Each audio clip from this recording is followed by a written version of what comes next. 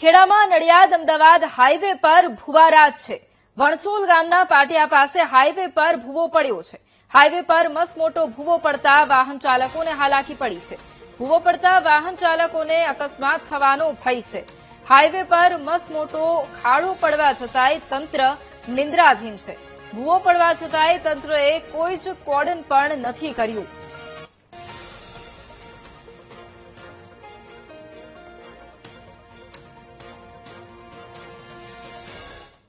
Halol Shamlaji highway પર મસમોટા ગાબડા પડી જવાના કારણે અને માર્ગ ખખડધજ થઈ જવાથી વાહન ચાલકોને ભારે હાલાકીનો સામનો કરવો પડી રહ્યો છે।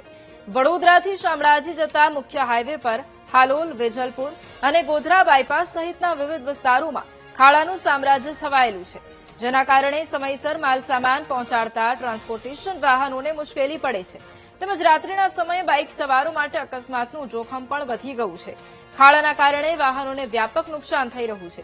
વારંવાર રજૂઆતો કરવા છતાંય તંત્ર દ્વારા આ માર્ગના ખાડા પૂરવામાં ન આવતા વાહન માલિકો અને ચાલકોમાં રોષ જોવા મળી રહ્યો છે અને તેઓ વહેલી તકે રસ્તાનું રિપેરિંગ કામ હાથ ધરવામાં આવે તેવી માંગ કરી રહ્યા છે।